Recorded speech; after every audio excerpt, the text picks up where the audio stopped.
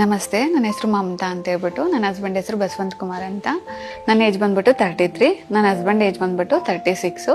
ನಾನು ವರ್ಕಿಂಗ್ ಮಾಡ್ತಾ ಇರೋದು ಮೆಡಿಕಲ್ ಫೀಲ್ಡಲ್ಲೇ. ನಾನು ಮದುವೆ ಆಗ್ಬಿಟ್ಟು 5 year ಆಗಿದೆ. ನನಗೆ ಇನ್ಫರ್ಟಿಲಿಟಿ ಪ್ರಾಬ್ಲಮ್ ಇತ್ತು.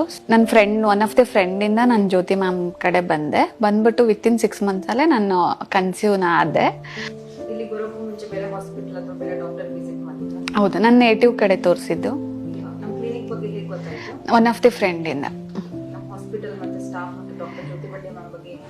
ಜ್ಯೋತಿ ಬಂಡೆ ಬಗ್ಗೆ ಮ್ಯಾಮ್ ಬಗ್ಗೆ ಹೇಳ್ಬೇಕಂದ್ರೆ ತುಂಬಾ ಫ್ರೆಂಡ್ಲಿಯಾಗಿ ಮಾತಾಡ್ತಾರೆ.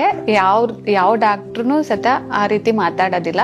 ಅಷ್ಟು ಕ್ಲೋಸ್ ಆಗಿ ಫ್ಯಾಮಿಲಿ ಮೆಂಬರ್ಸ್ ತರ ಮಾತಾಡ್ತಾರೆ. ಇಲ್ಲಿ ಸ್ಟಾಫ್ ಬಗ್ಗೆ ಹೇಳ್ಬೇಕಂದ್ರೆ ರಿಸೆಪ್ಷನಿಸ್ಟೇ ಆಗ್ಲಿ, ನ್ಯೂಟ್ರಿಷನ್ ಡಾಕ್ಟರೇ ಆಗ್ಲಿ, ಸ್ಟಾಫೇ ಆಗ್ಲಿ, ಮೆಡಿಕಲ್ ಪರ್ಸನ್ಸೇ ಆಗ್ಲಿ ತುಂಬಾ ಫ್ರೆಂಡ್ಲಿಯಾಗಿ ಮಾತಾಡ್ತಾರೆ.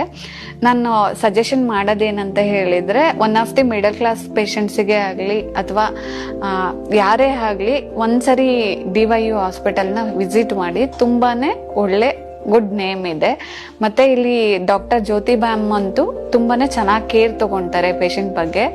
ಮತ್ತೆ ಮೇರಿ ಸಿಸ್ಟರ್ ಮತ್ತೆ ಪ್ರೀತು ಸಿಸ್ಟರ್ ಅಂತೂ ತುಂಬಾನೇ ಪೇಷಂಟ್ನ ತನ್ನ ಕೊಲೀಗ್ಸ್ ತರ ನೋಡ್ಕೊಂತಾರೆ.